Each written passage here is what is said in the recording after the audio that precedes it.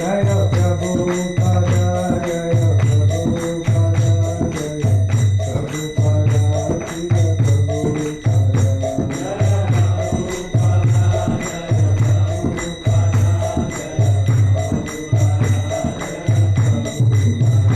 Jaya Guru Deva, Jaya Guru Deva, Jaya Guru Deva, Jaya Guru Deva.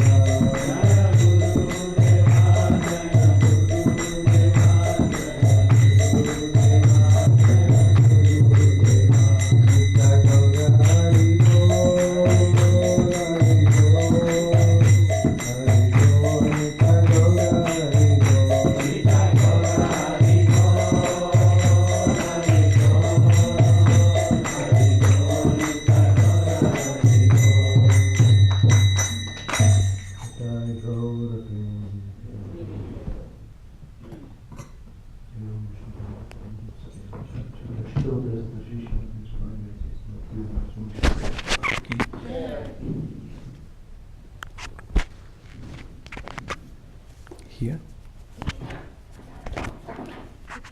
Ananta Koti Vaishnav Vrinda ki, Granthra Srimad Bhagavatam ki. Reading from first canto, chapter 2, text 14. Tasmadekena manasa Bhagavan Sattvatam Patihi Shrotavya Kirtitavyascha Dhyeya Pujaschya Nityada Tasmadekena manasa Bhagavan Sattvatam Patihi Shrotavya Kirtitavyascha Dhyeya Pujaschya Nityada Tasmadekena manasa Bhagavan Sattvatam Patihi Shrotavya Kirtitavyascha Dhyeya Pujaschya Nityada. Tasmat, therefore, Ekena, by one, Manasa, attention of the mind, Bhagavan, the personality of Godhead, Sattvatam, of the devotees, Patihi, protector, Shrotavya, is to be heard, Kirtitavya, to be glorified, Cha, and Dhyeyaha, to be remembered, Pujiha, to be worshipped, Cha, and Nityada, constantly. Translation and purport by His Divine Grace A.C. Bhaktivedanta Swami Srila Prabhupada. Srila Prabhupada ki. Therefore, with one-pointed attention, one should constantly hear about, glorify, remember, worship the personality of Godhead, who is the protector of the devotees. Purport. If realization of the absolute truth is the ultimate aim of life, it must be carried out by all means. In any one of the above mentioned castes and orders of life, the four processes, namely glorifying, hearing, remembering, and worshipping, are general occupations. Without these principles of life, no one can exist. Activities of the living being involve engagements in these four different principles of life. Especially in modern society, all activities are more or less dependent on hearing and glorifying. Any man from any social status becomes a well-known man in human society within a very short time if he is simply glorified truly or falsely in the daily newspapers. Sometimes political leaders of a particular party are also advertised by newspaper propaganda, and by such a method of glorification, An insignificant man becomes an important man within no time. But such propaganda by false glorification of an unqualified person cannot bring about any good, either for the particular man or for the society. There may be some temporary reactions to such propaganda, but there are no permanent effects. Therefore, such activities are a waste of time. The actual object of glorification is the Supreme Personality of Godhead, who has created everything manifested before us. We have broadly discussed this fact in our comments on the Janmadhyasya shloka at the beginning of the Bhagavatam. The tendency to glorify others or hear others must be turned to the real object of glorification, the Supreme Being, and that will bring happiness. Tasmad ekena manasa bhagavan sattvatam patihi shrotavya kirtitavyascha dhyeya pujaschya nityadam. Therefore, with one-pointed attention, one should constantly hear about, glorify, remember, and worship the Personality of Godhead, who is the protector of devotees. Om Ajnanatimirandasya Jnananjana Shalakaya Chakshur Unmilitam Yena Tasmai Shri Gurave Namaha. Jai Shri Krishna Chaitanya Prabhu Nityananda Shri Advaita Gadadhar Shivasadi Gaura Bhakta Vrinda.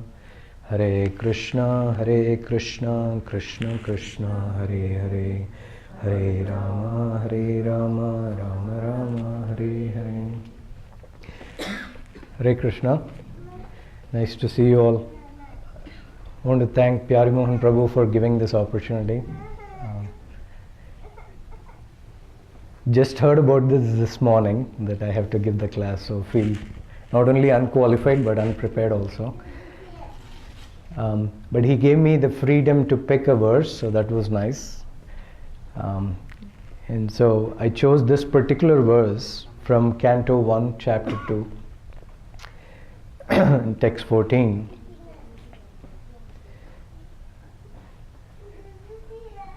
Because personally, at a personal level, I've been thinking about and working on paying attention, right? So paying attention to hearing, paying attention to chanting.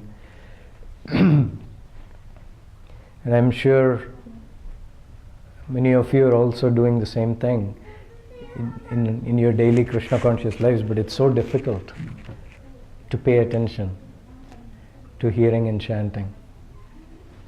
So this verse is a nice reminder for us, with very powerful purport by Srila Prabhupada. So therefore, with one-pointed attention, one should constantly hear, glorify, remember, and worship.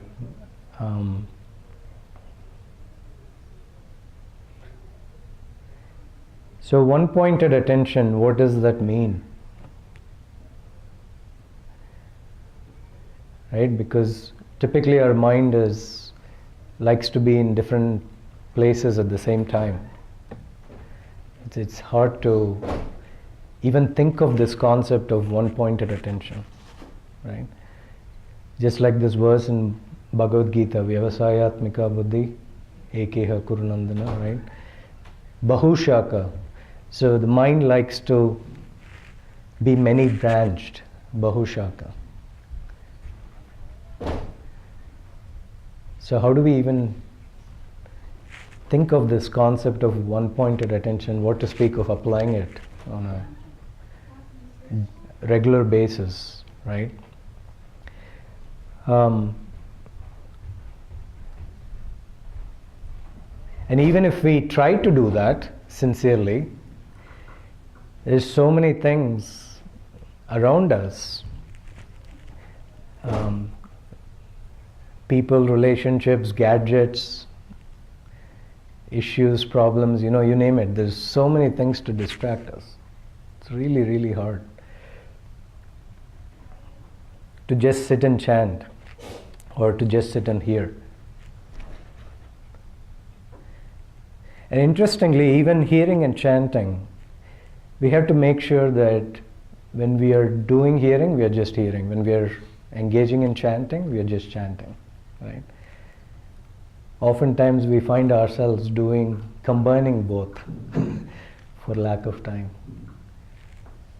Right? While chanting Hare Krishna, we also want to get that 15 minutes of lecture going so we can, right, check the box. Today I heard 15 minutes.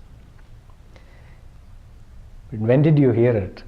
Well, during my 2 rounds of chanting. So the question is that beneficial?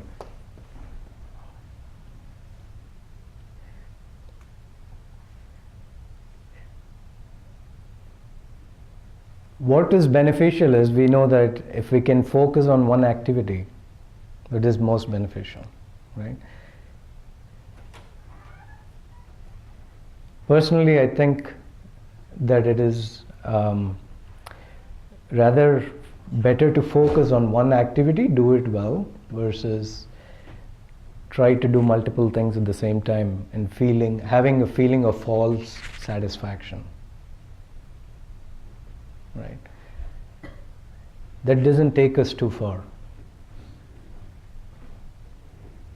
That doesn't take us too far. And one of the things I understand from reading and hearing Srila Prabhupada and his devotees is that rapt attention on hearing and chanting, during hearing and chanting, is not only crucial for our individual spiritual lives, but it's also crucial for us collectively, right?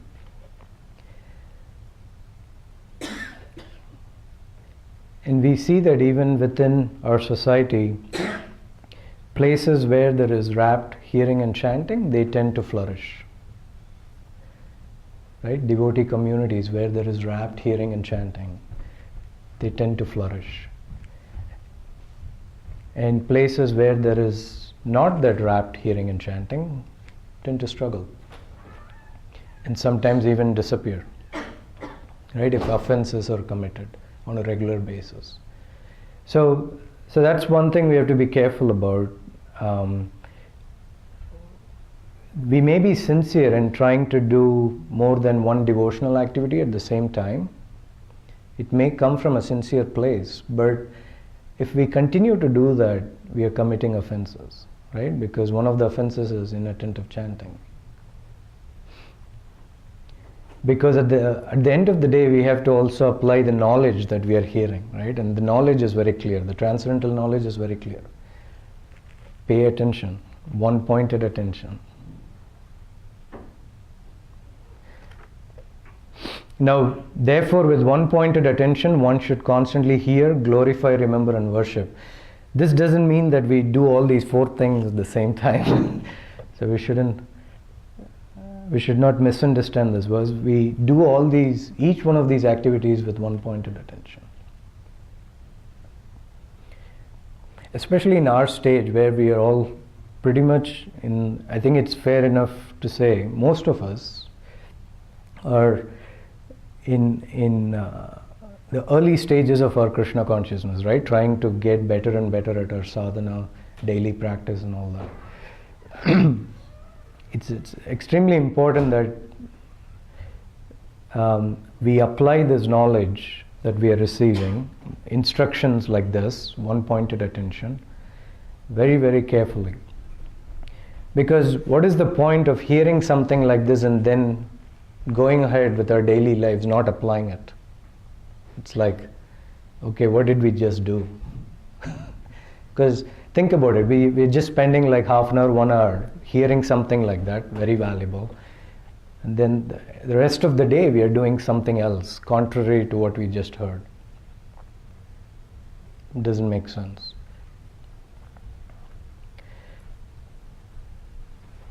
But it's very tempting, right? It's very tempting to do multiple things at the same time. Partly because we all lead busy lives in this day and age. Partly because we're all involved in relationships which come with their own complexities, right? we all live in, especially here in the US, live in fairly luxurious circumstances by any means. So we have access to all kinds of gadgets that tend to distract us, right? So it's difficult to have one-pointed attention. But just like we tell our kids, right? Play while you play, eat while you eat, read while you read. Same instruction applies to us as well. Chant while you chant.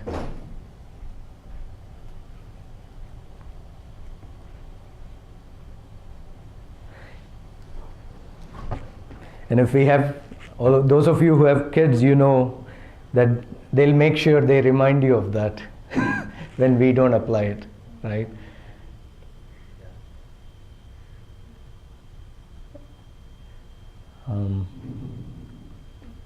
But it's extremely important, because if we don't apply it, our kids are not going to apply it. Which means that the future is bleak for us as a society, for ISKCON as a society, right? So which means we are doing a disservice to Srila Prabhupada.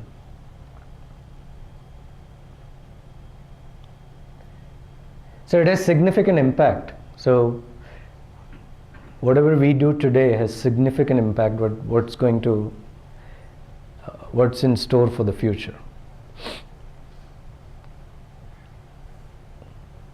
So the instructions are very simple, and Srila Prabhupada has made it even more simple for us in his books.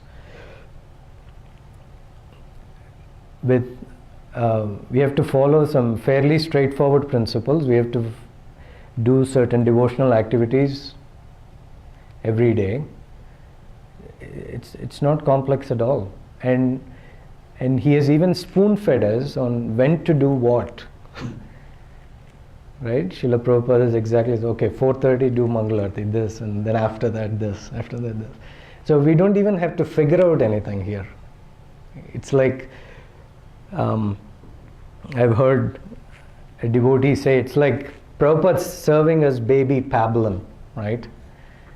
You don't even have to cook some fancy meal. It's like baby cereal, it's right in front of us. We just have to taste it. But somehow we make it complex. It's interesting. Somehow we make it complex.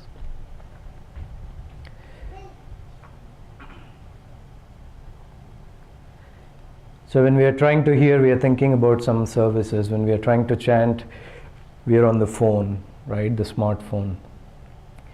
Or Gauranga Prabhu from ISKCON Chaupati, once I was in New Vrindavan. All of you know how funny he is. His lectures are really humorous, but very instructional as well. So he was saying in one of the lectures, this was 12 years ago or so, that a devotee is typing his password on his computer and he's chanting at the same time, right? So he's logging in. And his password is Mahamantra. So he types it and he turns one bead. I finished one bead now. So he's being very meticulous. But it's the chanting. But we do that all the time. At least maybe in this case, the devotee was conscious enough to move the beads. Sometimes we don't even move the beads. We just slip to like the 15th bead or something after we chant one time.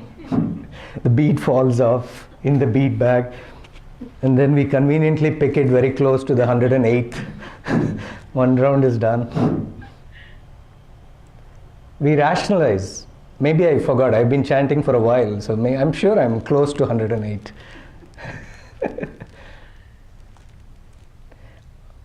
All kinds of funny things happen. But at the end of the day, we keep account. We say, okay, 16 rounds done. Check the box. I feel happy. But I think at the end of the day, we are fooling ourselves, right? So it's not hurting anyone else, but we are hurting ourselves.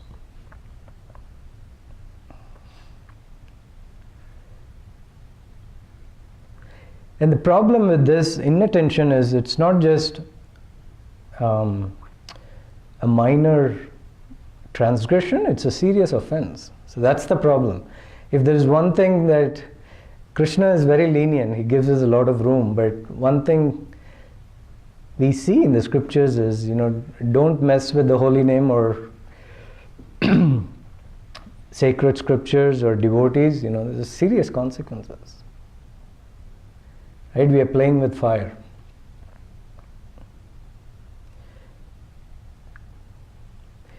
Sometimes there's this tendency to chant while we are driving somewhere, isn't it?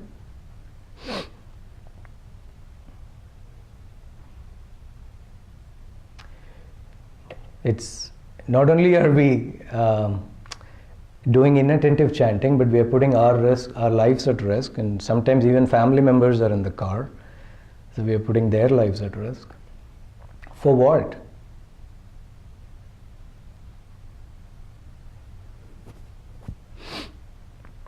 Now, if we are unable to chant 16 rounds because we are hard pressed for time, let's try to find out a solution for that by talking to senior devotees or spiritual master and say, okay, let's figure it out. I'm just not able to do it.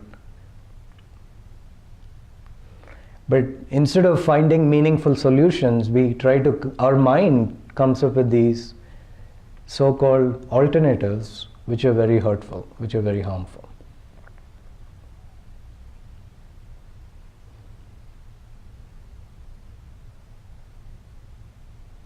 And as I said, sometimes we are not even doing intentionally, we are being sincere, but it just as we go in the flow of life, these things happen, and sometimes it becomes a habit. If there is no one around you to remind you or to caution you, then we just go on like that for years and years and years, not realizing, oh my God. And once again, getting this false impression that, hey, I'm progressing in Krishna consciousness.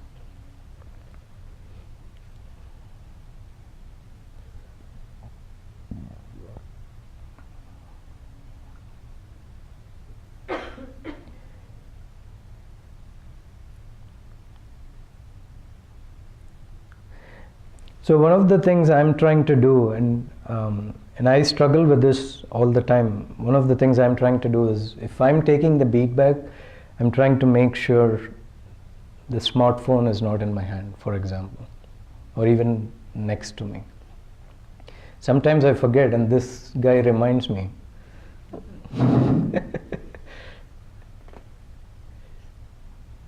Of course, he has the same challenge as I do, but reminding each other helps.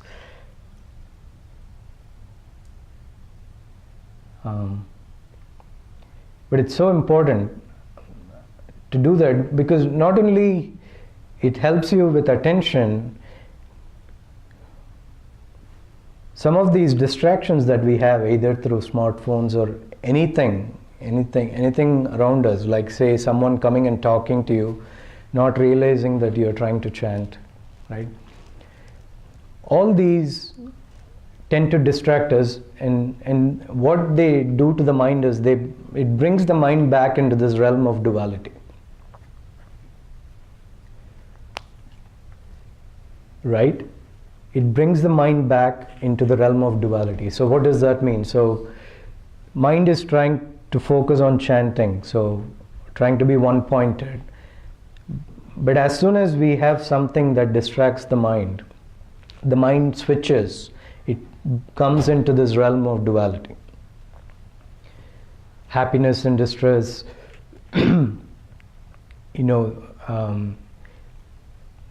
taking this side versus that side, right? For example, you're chanting and then you see something pop up on your smartphone, right? Some message or something. But it's not just a message. It's actually an invitation for your mind to take a position on that message. Right? Immediately the mind is thinking, I agree or disagree with that message. So that it goes back into that realm of duality, which defeats the purpose of Krishna consciousness, because the whole point of Krishna consciousness is transcend the realm of duality, go to Krishna, the absolute truth. So that's the whole idea. But as soon as we get distracted, we are back in this duality. And we are taking sides. The mind is immediately, as soon as it sees or hears something, it's taking sides. Oh, I like this, I dislike this, or I agree or I disagree. And once it starts there, that's it. It's very expert at going deeper and deeper and deeper. And then you realize that actually the beads are slowly slipping away from your hands. Which means we are losing touch with Krishna. Gone, because the mind is here.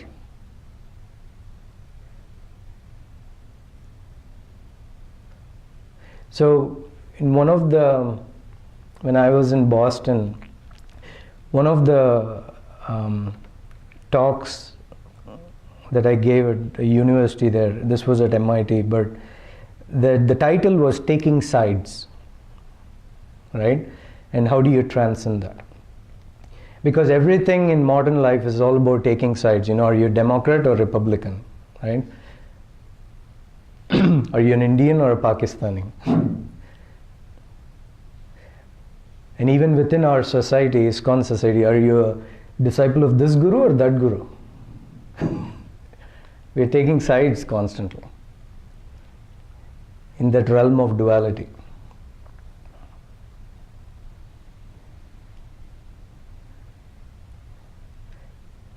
But taking sides leads to, it sets us up for suffering. Those who are happy in life are those who don't take sides in anything material. Right? That's why we call personalities like Srila Prabhupada transcendental, because they don't take sides. Prabhupada used to say, right, wet stool versus dry stool. You remember that quote?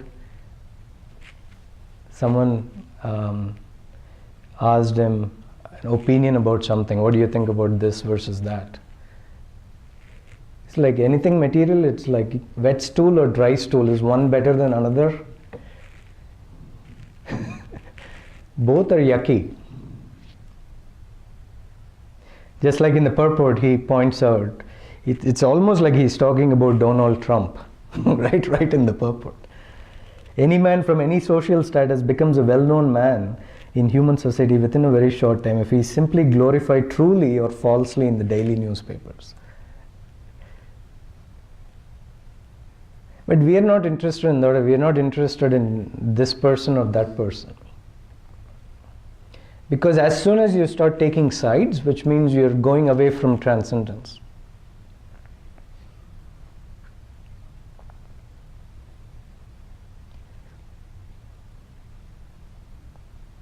And we have to be very, very careful, even within devotional service. I remember reading in the preface to Teachings of Lord Chaitanya. There's a statement which cautions us about sectarianism and groupism, right, within devotional service. As soon as we start thinking, this is my guru, this is my group, this is my Bhakti Vriksha program, this is this is that, that's it. We are taking sides, we are moving away from transcendence. Doesn't mean that we don't feel a sense of belonging. That's not the point. Right? We don't want to be like impersonalists. Right? Everything is good. It's not that we lose intelligence or lose that sense of discrimination. And Rupa Goswami advises how we should cultivate devotional relationships. You need to know who is Kanishta, who is Madhyama, who is Uttama. That doesn't mean we are taking sides. It just means we are using intelligence and common sense. Right? But we don't use that instruction now to take sides.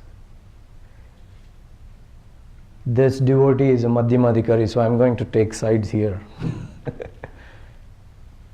Or I like this devotee.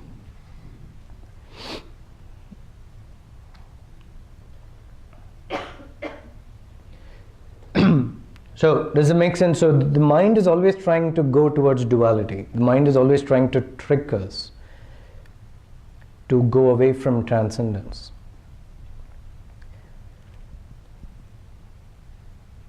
And unless we have rapt attention every day in hearing and chanting, we won't have the strength, we won't have the willpower, we won't have the spiritual intelligence to tell the mind, don't go there. I'm tired of doing that, don't go there.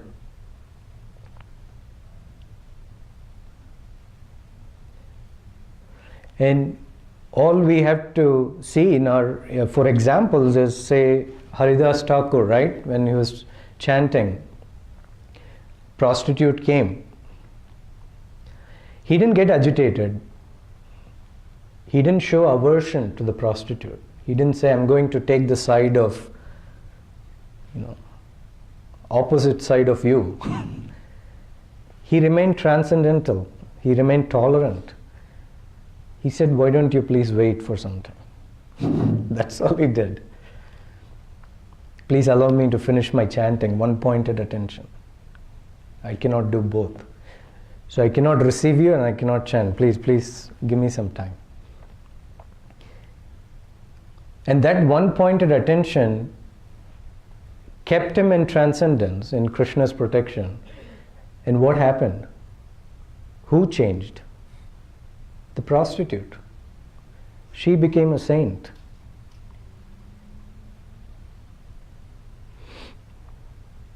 But imagine if we were to be thrown that challenge. Oh my goodness. With our state of hearing and chanting, we would be in big trouble. We would be in big trouble. So one-pointed attention keeps us in protection, Krishna's protection. Keeps us in the protection of Vaishnavas, who are exalted, who are pure. So we don't even have to, by our own strength, endeavor to protect ourselves. As if we do just this, if we stay one-pointed, attentive, the protection is there.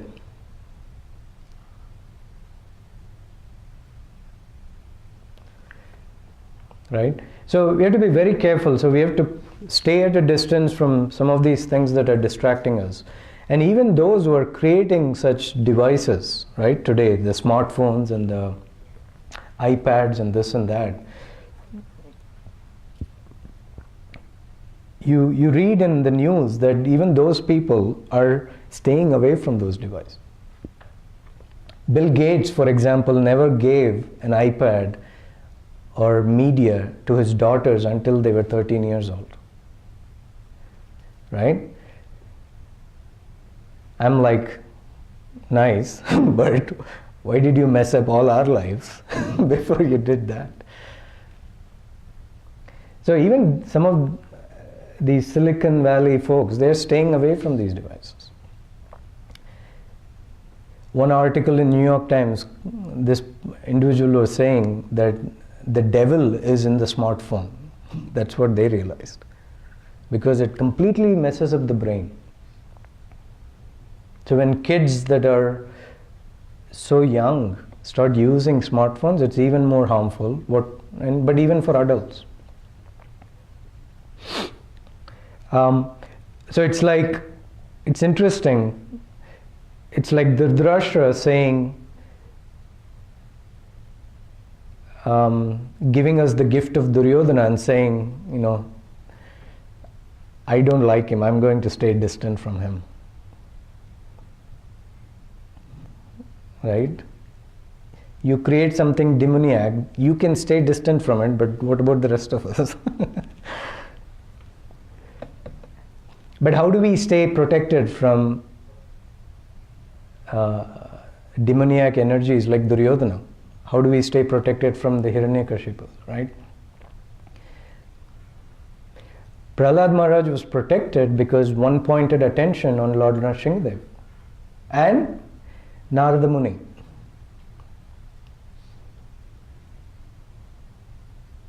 He had one pointed attention on both of them. More so actually Narada Muni. When Lord Nrsimhadev offered to give some benediction, right, to Prahlad Maharaj, what did he say? Just keep me in the association of Narada. I don't need anything else.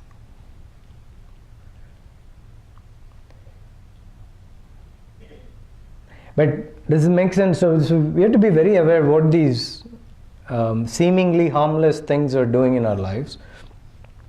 And if we, as say, especially those of us Prabhus here, as say the heads of the families, if we are not setting the right example, we can't expect our dependents to follow. It just doesn't happen. In fact, we'll see that we get more and more challenges from them also. It gets worse and worse and worse.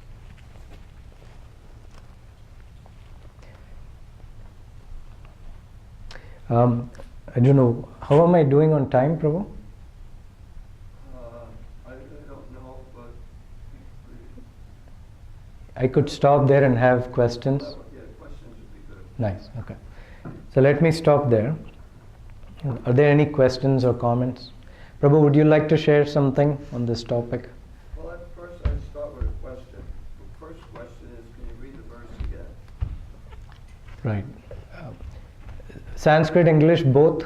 No, just English. Therefore, with one pointed attention, one should constantly hear about, glorify, remember, and worship the personality of Godhead, who is the protector of the devotees. Okay, so my question is, hear about, okay, hearing, what's it, just one more time, hearing? Hear about, hearing, glorifying, remembering, and worshipping. Oh, okay. Well, then I don't have a question. I was thinking it was hearing and chanting and glorifying. It's hearing, So glorifying. it seems like Shravanam, Kirtanam, Smaranam, and Archanam. Right, okay. So I don't have that question. So then I have some comments, let's see. Well, I just remember when I went to school, even from elementary school, and the teachers would say quite often, I want your undivided attention. And I don't think I ever gave it, because I don't even think I ever understood what she was talking about. But it's the same thing, undivided attention. It's not easy to do that, but that's what we really have to do. At least part of the time, even if our japa, we're not chanting all our rounds, but at least some of it, we should really try to have undivided attention on hearing and chanting. We should do that.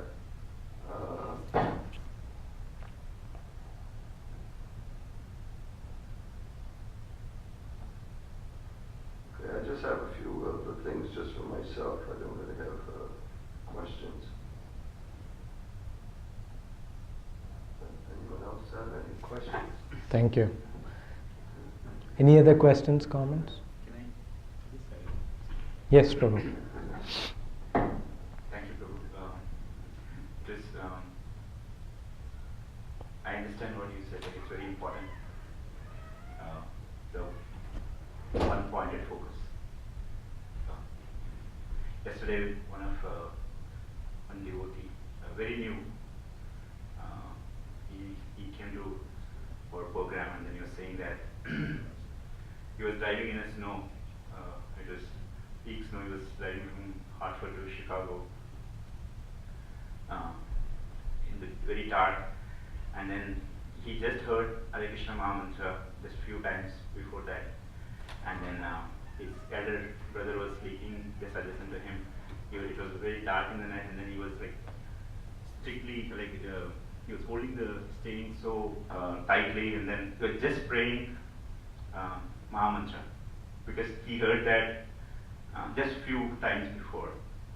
And there's no car in the front, all the traffic is, nothing is visible in the front, but he was like fully on. He had to reach Chicago for some reason. Somebody passed away in his home. And he was chanting Hare Krishna Maha Mantra. And he was able to see that, like he was sharing this experience yesterday with all the devotees yesterday. Somebody is holding, there is a big semi-truck right adjacent to him. For 30 minutes, his car and the semi-truck were going in parallel at the same speed for almost 30 minutes. And he saw somebody was holding the semi-truck. There was a very little gap, and that constant gap was maintained for like 30 minutes when the snow was like huge. And he was able to, and he was saying that it was just because that he was chanting the holy name of the Lord. And when he was returning, all that entire stretch where that was happening, all the trucks, all the cars were just like slipped away from the road.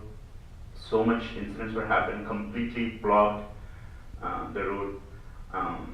But he was doing that even in unconscious mind. I'm just saying that even if you are doing it, I mean, this is my relation, I completely understand what you said.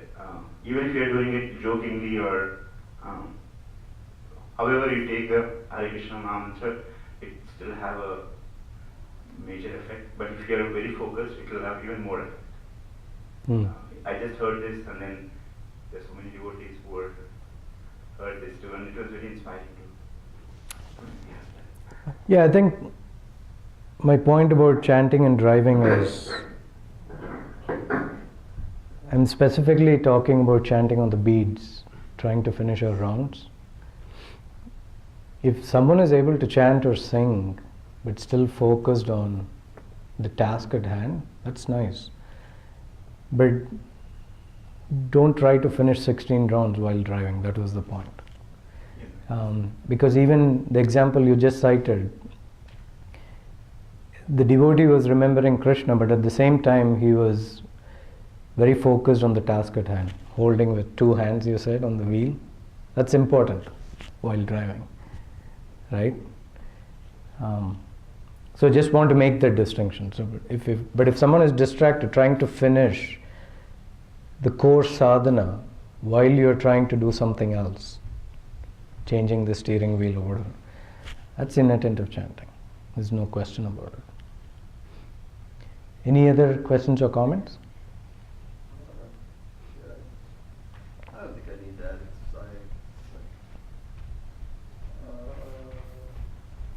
Just one comment of something that really bothers me when I'm giving class. And it's happened here, and when I say here, meaning either here or the other temple in Hartford. And it's definitely happened in Boston. You're giving class, and there's people, not the whole audience, that would really be bad, but there's one or two people chanting japa while you're giving class.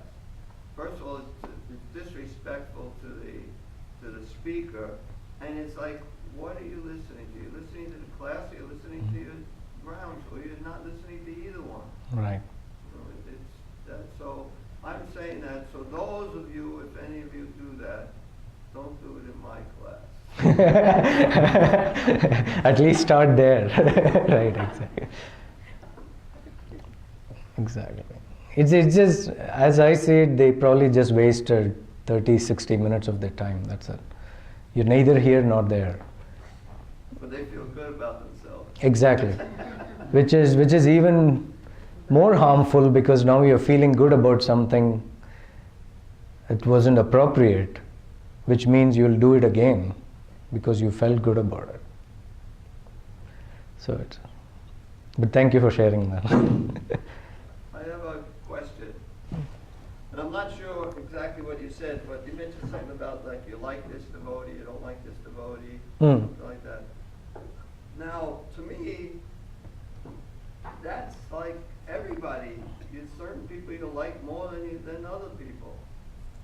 not because you're making a, what would you say, a material Right. distinction. It's just nature. There's some devotees, just like, you reveal your mind to others. Right. You don't just reveal your mind to everybody, telling them all of my problems, and, you pick a certain person.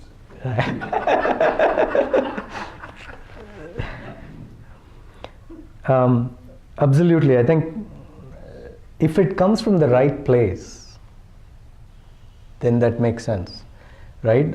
But too often, it doesn't come from the right place. So we gravitate towards someone here because we are running away from someone else here.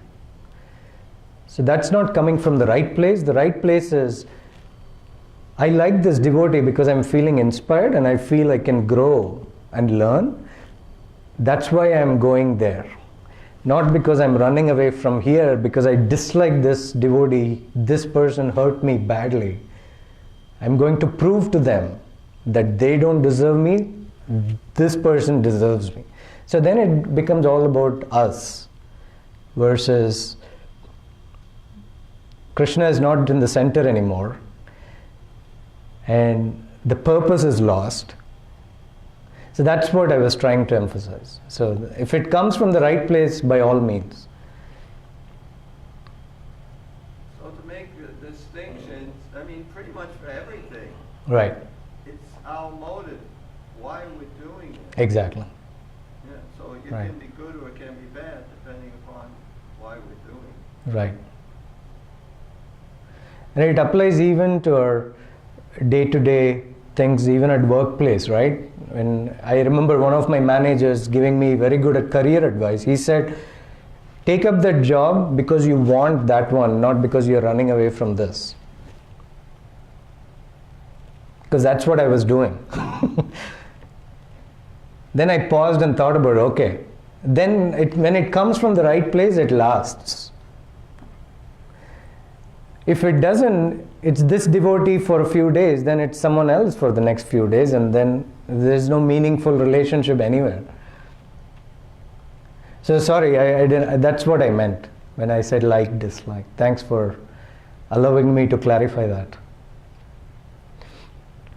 Any other questions or comments? Anything from the Matajis? Prabhu? Yes. Thank you very much for wonderful class. It reminded me of my school days in India when I used to do mysterious things and my teacher would hit me with stick. So I'm the one who chants while driving, but you said 16, I just chant 8 rounds.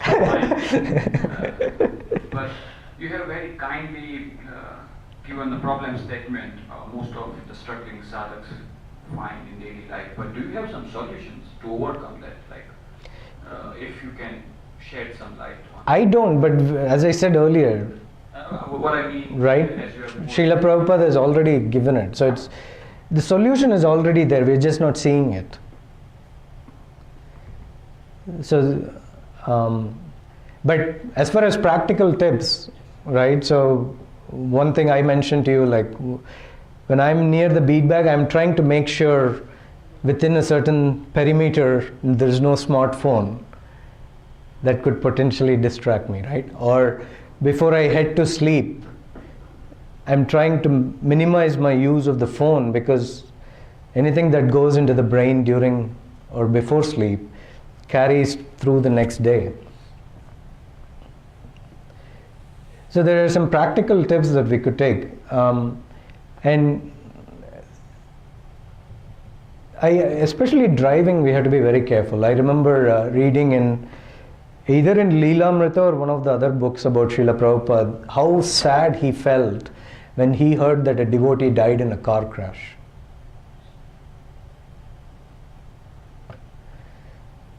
So, do we want to create such awkward circumstances, right?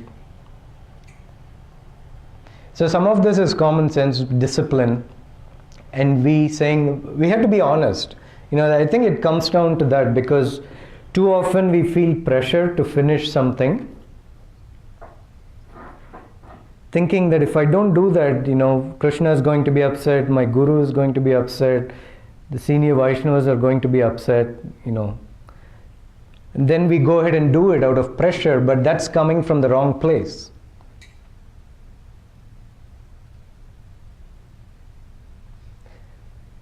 And one thing that I always like to see, because I'm a scientist by training, I like to see data, right? So if you see data in early years of ISKCON, how many devotees were there when Srila Prabhupada was around? Thousands. But now how many of them are around? Handful. I like to think what happened between these two groups. And if you closely study and observe them, those who remained or stayed and are inspiring others, they engaged in rapt hearing and chanting. And they still do. But those who practice Krishna consciousness from different places, not necessarily from the right place, it was like shooting star. They were there for some time, boom, that's it, gone. Now, I think most of us here are from India. Those of us are from India are interesting, because we stay for long, we have retention power. But that doesn't necessarily mean we are doing it from the right place. We just stay in a place for long. Sometimes, it's like, doesn't mean we are more exalted or mature. It's just, we're stuck. So please don't misunderstand when I'm saying if you're staying long, you're a better devotee. If you're not, that's not my point. Is it coming from the right place? And even those who left, if it came from the right place, if they felt like I wasn't ready for this, kudos to you. They'll come back. Krishna will make sure they come back. So it's so sorry, I got distracted from your question. So yeah, driving, so that to me is common sense. Don't put Prabhupada in an awkward position there. Because he's going to be anxious. When he sees that, oh my God, why did I ask these devotees to chant 16 rounds? Look what they're doing.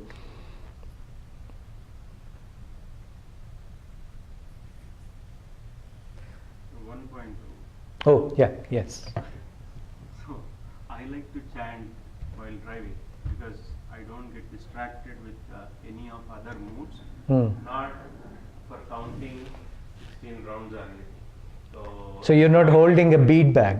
No, not at all. Just, you're saying verbally, okay. Yeah, sometimes I have a bead bag, beads in the car always, but not the bead bag. But though sometimes I count, but I like to chant all the time in the car while driving. It's because just like as you hear some pop music or something like that, I want to hear somebody chanting or me chanting. So once again, I don't want to force any of you to do anything differently. All I'm saying is, personally what I do is I hear lectures or hear kirtans, right? Or have a quiet time. It could be any of that, right? To me, anything that you're doing with beads or bead bag, it's risky because it's inattention on the one hand and it's risk to life on the other. I don't do that actually. Great. Okay. But I chant. So as I said to that Prabhu's comment earlier, that's welcome. So actually, that is true. Sometimes I lost my way also, where I have to take exit. One time it happened in California. I was driving. I never reached my place. I thought still the exit didn't came. Oh, it is still 1 mile away. And then I drive almost like 15-20 miles. Then I reached into a farm where everything was a completely barren field or something, completely dried out. And then I realized, okay, it is not a town or something. It is The idea is, are we focused, right? Imagine you had a service to do, right? And let's say you had to deliver something on time.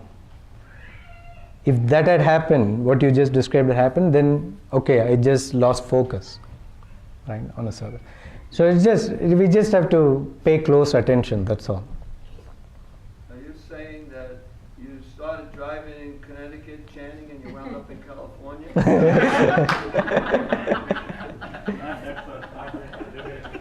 So much of an attentive chant. He went from coast to coast.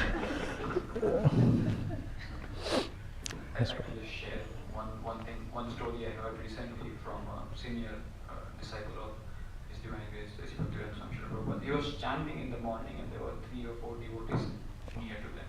And some devotee just wanted to record his chanting because to hear his chanting is very, like you cannot find that opportunity. So he just took a phone. So after half an hour, he just went outside. The devotee who kept the phone went outside to use restroom or something, and then he came back. And then the Maharaj was chanting, noticed that someone is recording. So he asked who kept the phone. So that devotee got a little nervous, but he had to say he kept the phone. So he said, Maharaj, I kept it. And then he asked him to delete the chanting. And the reason he said, chanting I do in the morning is my private and personal time with Krishna. And I don't want any distraction. So just to add on or to what you have said on focus chanting.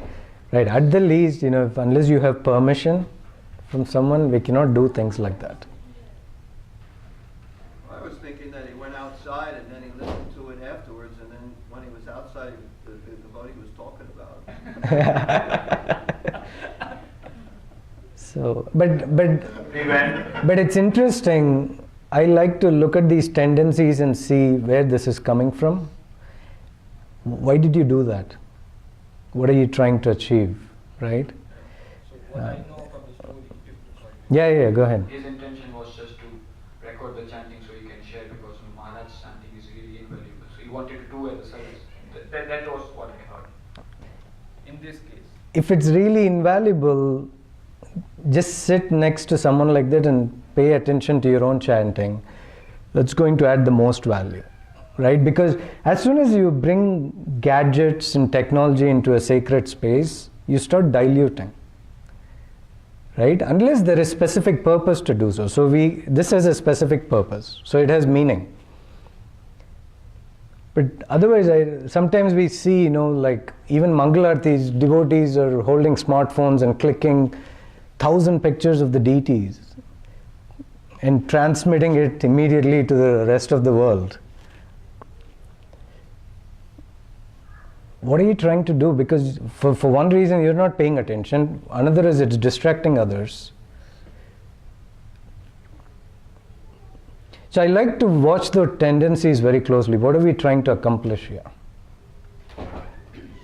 But if you have a particular service, say someone has to record this, so it's widely distributed and it's an instruction from someone, okay, great.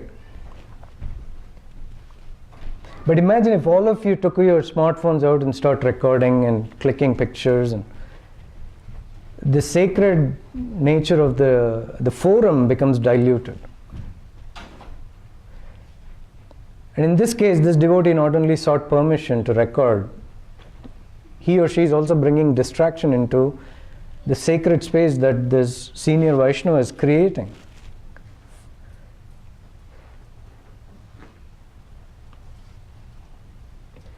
Prabhu? I would read with respect to the chanting while driving. I just want to share my experience. Even before, when first time I heard that there is some chanting like this we have to do, I said, no, 16 rounds, 2 hours. I said, okay, it's not my thing. And then he said, I was spending like almost 2 hours in the driving. I told him, can I do while chanting? And then he said, whichever is convenient. I mean, for me, I started chanting while driving on the beach from 1 round to 16 rounds. I never sat and then chanted. I'm just telling my experience. I'm not asking anybody to do this. But that 16 rounds of chanting while driving gave me a platform to do 16 rounds now without driving. That gave me a practice. So that was my experience. So I was doing completely all 16 rounds while driving. Let me challenge you a little bit. I'm not, I completely agree with you, but I'm just telling No, you but- that. Yeah, this is but what I please, found in please, life. please allow me to challenge you. You're making a significant assumption that may not be true. Because how bhakti flourishes, it's a mystery.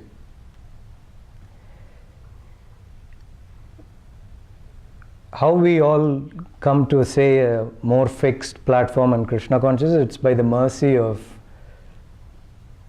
descending mercy from some quarter, right? It's not necessarily because I did this, so I'm here. It's not I didn't do that, I'm here, right?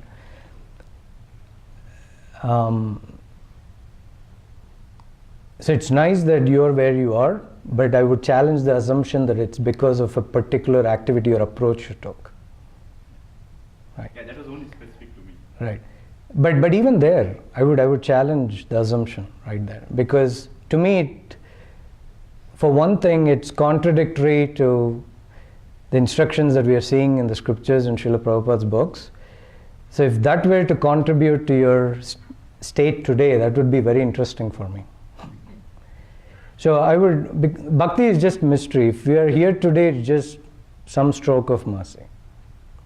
For example, I didn't plan on giving the class today. It's Prabhu's mercy. He came up to me and said, okay,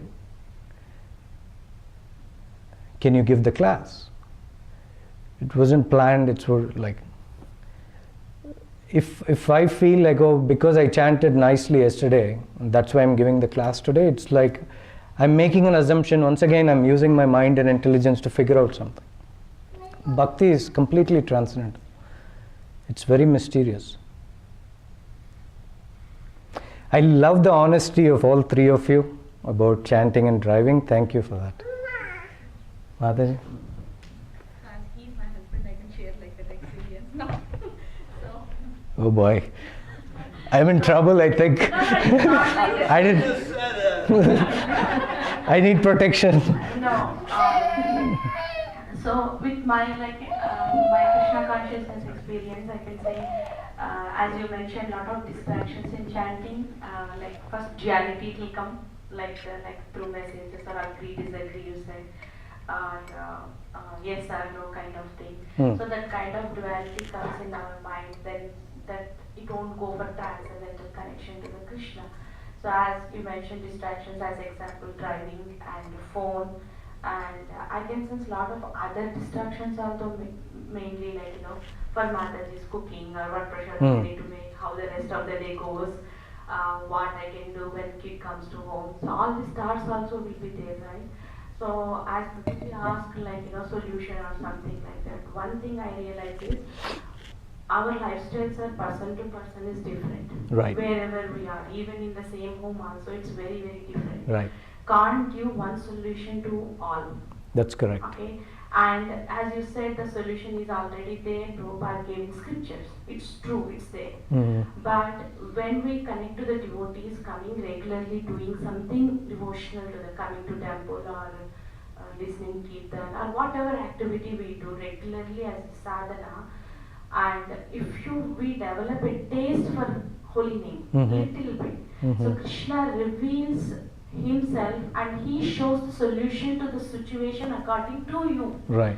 But whatever solution it may be to you, it may not be solution to the other person. So we can't generate a solution, but we can generate a solution in a way that develop a love for holy name. Right. So that's what I felt like. Yeah, so another way to say it, nice comments. Another way to say it is principles apply across the board, but how we apply the principles depends on everyone's situation. And to your point, sometimes the inspiration comes from Krishna, sometimes it comes from devotees that we are seeking guidance from. And so that's why in a class like this we can share some solutions, but you have to be careful how you take that and apply it. That's correct. Right. Someone else, yeah. One thing came to my mind. What you said is absolutely right, but in the beginning stages, when you're a neophyte, like it's your first day, or for example, when Prabhupada came to this country, initial Prabhupada disciples, he let them wear anything they want, say anything, he just said chant. He didn't put any restrictions for a while. But then afterwards they said, is there anything more we can do? Then he had a big list of things on the say that you get up at Mangalarti, you do this, you do that, you do. But in the beginning, if you put too many restrictions, people are scared away.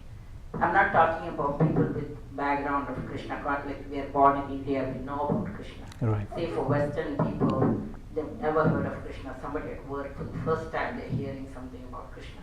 Then if you say you have to get up at 4 o'clock, you have to do 16 rounds, you have to do, and put so many restrictions, you have to wear dhoti, kurta, sari, this, that. Then they are so scared, they said, this is not for us.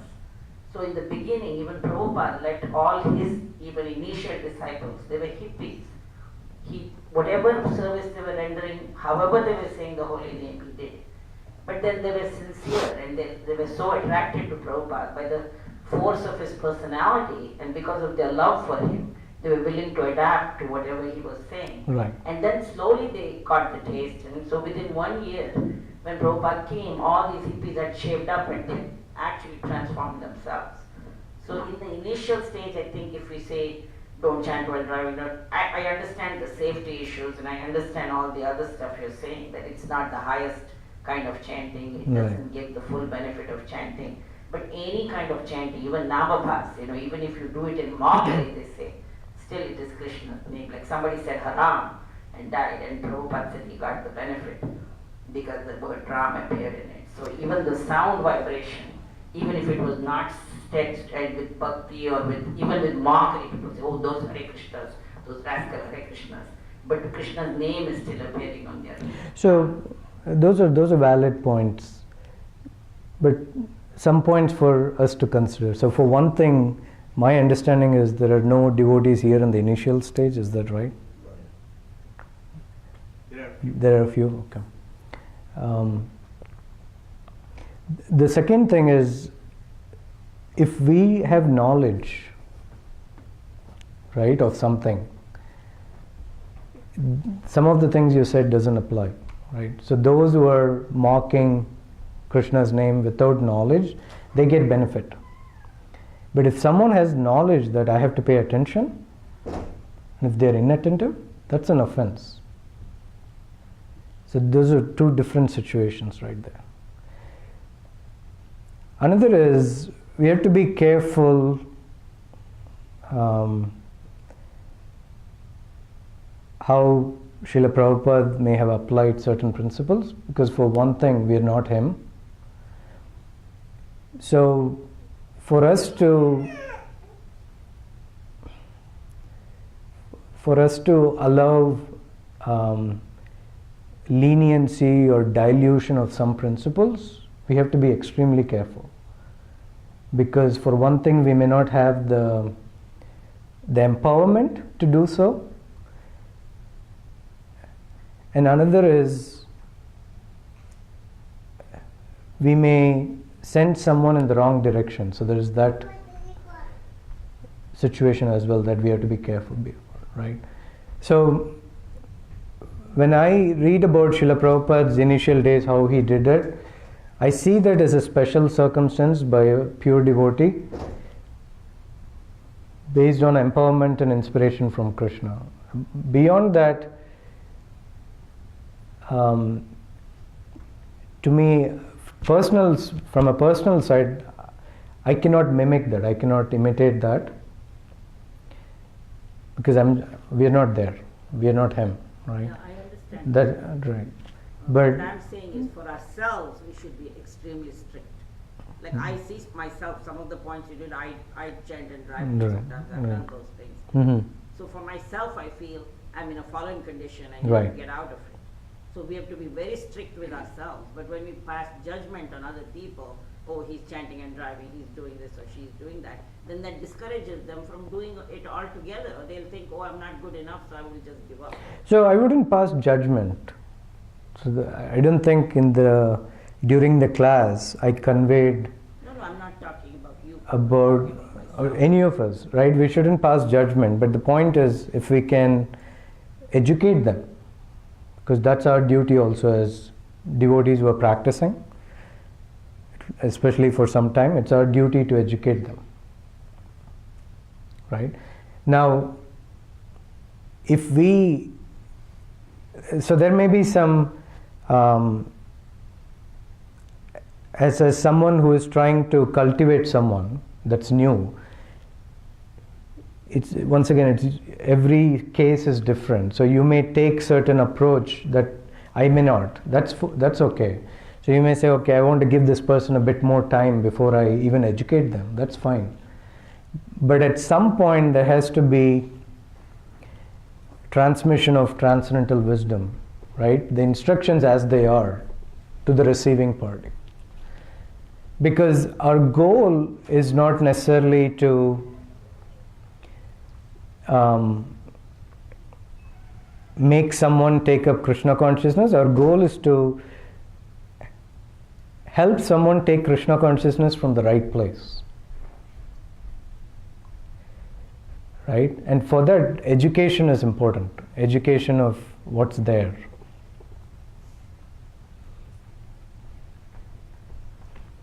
Am I in trouble? No, Prabhu. Okay, good. Two Matajis are talking something. But so that's how I see it, at least.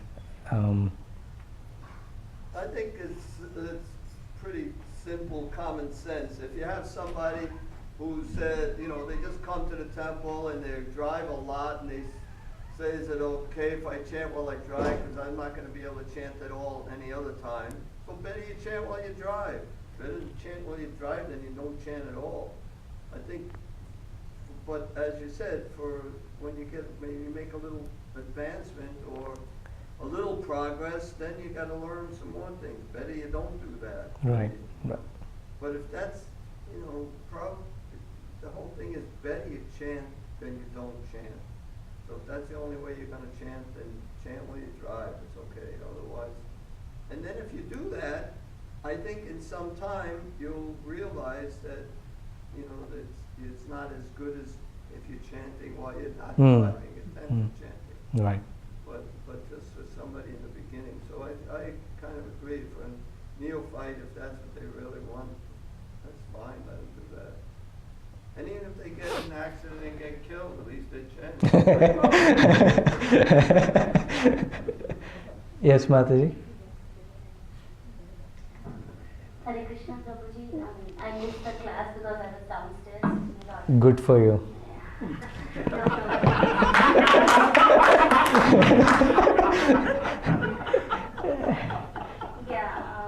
But the thing is that we are discussing about chanting, and yesterday we were talking with one person, and he is new to Krishna consciousness. Like he started coming to Bhakti Diksha few months back, and he said me last 2 weeks back that he will start chanting. He will maybe sometime come to the temple and get the bead also. So I said, if you want to chant, I can give you the bead also. You start chanting if you are interested. Then I was trying to explain because yesterday I was checking with him if he started chanting or not. Then he said, okay, Mataji, I will chant. So I think there is some barrier which is restricting him to chant, because in the early days we find it really difficult. When I was new, then my husband used to ask me, did you chant here around or not? So he used to come from the office and ask me the same thing. So I was not chanting. And then I started chanting, okay, he will ask me the question, so I'll better chant my burn round. So I started with the burn round, and then it gradually goes up, and then I'm chanting the prescribed round. But for that person, I was trying to explain him from the Damodar Leela perspective, like when Mother Yashoda was trying to bind Krishna, she found it very hard. And the rope, it was always 2 finger too short. So that 2 finger represents first is our effort to bind, to love Krishna, and the second is Krishna's mercy. So when these 2 fingers were short, it is because of Krishna's opulence, that is he has different energies. So Vibhuti Shakti was taking over, like Krishna was thinking that how she is trying to bind me. Doesn't she know that I am the Supreme Personality of Godhead? Then opulent Shakti was taking over it. And when Krishna saw so much hard work, like Krishna, she is working from all directions. She was perspiring, she was doing everything. Then Krishna's Kripa Shakti has overcome the opulent Shakti. Then that's what she was able to bind. So that's what we need to do every effort. And if we are practicing Krishna consciousness for like let's say 3 years or 2 years or whatever time we are in, we should put our best effort to the best time to do the chanting is early morning. Like if we get up 1.5 hours before, it is mentioned in so many pages of the Bhagavatam that the Brahma Muhurat is the timing we should chant. I know it's really hard, but if we give that 5 or 10 minutes break like to our sleep, then if we get up and do our freshen up things, then everything would go good. So if this is the Damodar month is going, Damodar Vrata is there, so we can take this Vrata that at least in the Kartik month, we would chant in the Brahma Muhurta. So that will help us to advance in Krishna consciousness. And this Kartik month is very conducive for our devotional service. The same way Brahma Muhurta is very conducive. Brahma Muhurta comes every day and Kartik month comes every year. So we just want to see what we want to miss. We want to every day Brahma Muhurta, or we want to miss what? We just wanted to share. Thank you. Thank you. Anything else? Okay, thank you all very much. Srila Prabhupada ki jai. Prabhuji has a Oops, you have a comment? No comment. I was just saying, since we are all, practicing devotees, so can we all come together and chant in this beautiful hall, big hall? So we all can come together in the morning. Not, I don't know how it will be feasible, but at least we should try, weekends or once in a while and come together and chant, so that those who are doing it regularly can inspire others, and others who are Right. can get